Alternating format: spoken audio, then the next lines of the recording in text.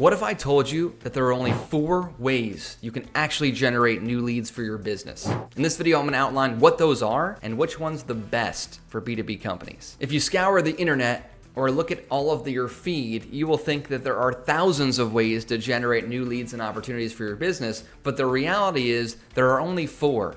And you have to pick one and be great at it. Because if you try to do them all, you will be jack of all trades and a master of none. If you have infinite time, money, energy, and a team around you, can you do all of them? Absolutely. But if you don't, I recommend mastering one to start, and then you can roll out the other channels. So let me talk about what these lead generation channels are and which ones are most effective for your type of business. Number 1 is an organic strategy. That is things like content, maybe they're SEO pieces, articles, posting on social media, anything in that realm.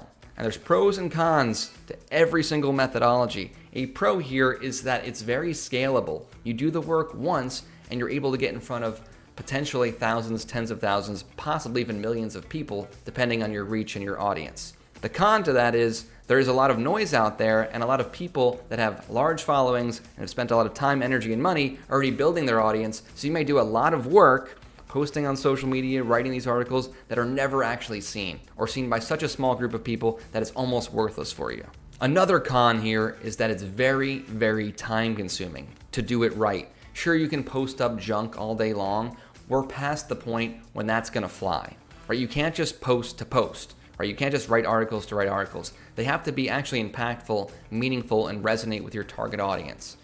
Right? They say that great copy, the reader feels understood. Right? Good copy, the reader understands. Great copy, the reader feels understood. So creating that quality of copy, that quality of organic content is difficult and time consuming. So that's obviously a negative that takes so much time. But on the positive side, is that if you're in it for the long run and you make enough content and you build that following, it's super scalable and is an asset that you have hopefully forever. You've created almost a competitive moat if you've done this long enough and actually built up the following, right? So if you have a following of loyal fans, of people that think you're an expert, that resonate with your message, that know, like, and trust you, or at least digitally know, like, and trust you, you have a giant advantage over nearly everybody else. So it takes a long time to be effective, but when done right, it can be extremely scalable and one of the best strategies that exist. Let's go to number 2, which is paid advertising. Paid advertising is when you pay to have your message seen. So you can do this on different social media platforms. All of them have the option to spend money, because that's how they make money, right? On Facebook, LinkedIn, Instagram, TikTok, YouTube, all of them. You can also do Google pay-per-click ads where you're paying so that your ad shows up in the search results, right? You're paying every time something's clicked. So those are the primary ways. There's display ads and other ones, but let's just talk about those for a second here. There's advantages to this. If people have spent endless effort to get on the top of Google for relevant search terms through organic SEO, and you're able to place an ad and be in front of them for all their efforts in a matter of minutes or hours, that's a massive advantage.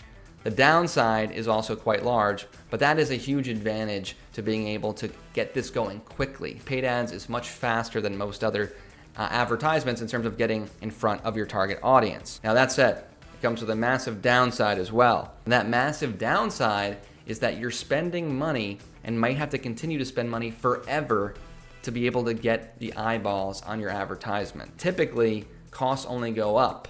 Right? Advertising always costs more every single year. Sure, there'll be some downs along the way, but typically ad prices rise. So that's a big disadvantage, is that you're always having to spend money to acquire customers. And that's just a disadvantage if you actually make it. The other disadvantage is paid ads is very difficult. Running paid ads is extremely difficult. So you may end up spending tons and tons and tons of money, and if you stop spending money, your ad is gone. Another big disadvantage is that there's no guarantee of results, right? So you're spending all this money on ads, getting eyeballs to your offer, to your landing page, to your website, whatever it may be, and you may get 0 conversions. And the truth is, you're likely to have multiple iterations. You're gonna have to try so many different things. You have to split test everything. So you may end up spending tens of thousands of dollars or more just to find a winning campaign. And you know what? Sometimes you never find one. Right, so you spend all that time, energy, and money, and you just give up before you end up finding the winning campaign. That is a massive disadvantage, and all that work and all that investment that you put in is basically wasted because if you stop paying, your ad stops being shown. So it's like you did nothing, right? Which is different from organic, where at least that organic content lives out there forever, and someone may find your YouTube video down the road or your social media post or your article, so that exists sort of forever. I think one of the reasons people love paid ads so much is it can be instantaneous feedback and results, right? If you put an ad up that does really well for your shoe company and all of a sudden you have an influx of people buying the shoe, that's great.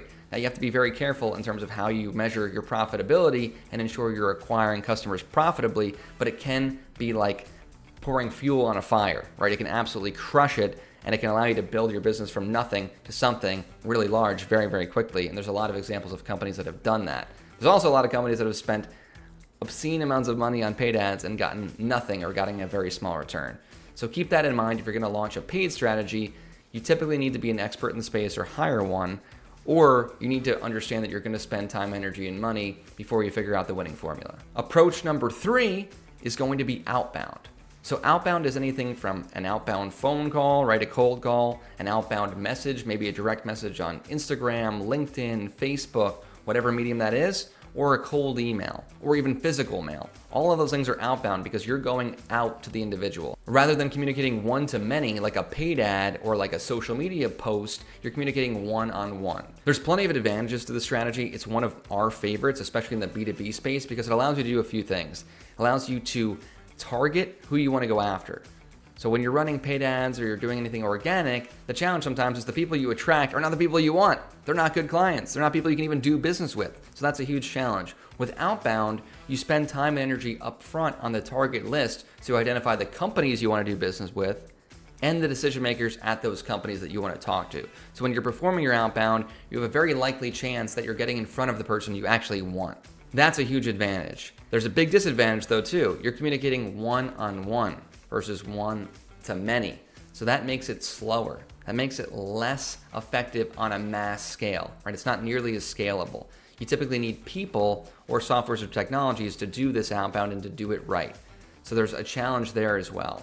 But I think the pros generally outweigh the cons when it comes to the type of marketing that outbound really is, which is allows you to do account-based marketing.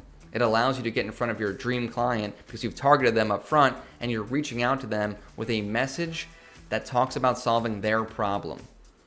Some of the things you have to keep in mind on this one is you're going to have to experiment with copy. Or you're going to have to experiment with the offer.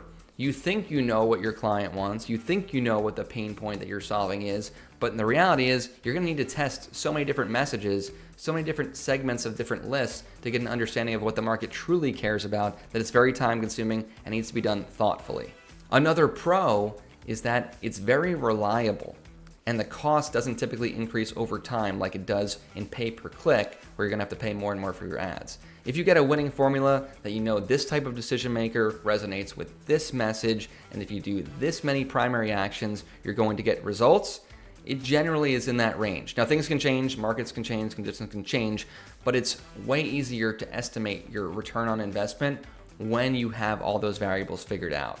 Very repeatable and can even be scalable, nowhere near as scalable as something like organic content where one post can be seen by millions of people. It's never going to be that good, but it's a scalable, pretty scalable solution that will allow you to get the accounts that you actually want. And the fourth strategy is networking. Networking is the tried and true strategy used by businesses big and small, used since the beginning of time, and it's the concept that people do business with they know, like, and trust, right? Especially in our digital age, getting that face time is extremely valuable, especially if it's in-person networking. Even virtual networking is obviously valuable because now they have a face to the name, a voice. They get to understand a little bit more who you are as a person. So that's definitely valuable as well. But networking in general is the concept of meeting people one-on-one. Networking typically is done via events, trade shows, or groups, chambers of commerce, etc. So oftentimes you're meeting people one-on-one or in small groups, and it gives you the ability to get to know, like, and trust people, and is a very effective strategy in terms of landing strategic accounts. A lot of times you can build great relationships with people that have your target market, right? They already have a relationship and they can bring you in. Oftentimes you'll literally meet end customers at some of these events, trade shows, etc. So there is a real value here. Now that said, it can be difficult to understand the actual return on investment if you spend $50,000, $100,000 plus to go to a trade show and have a booth there.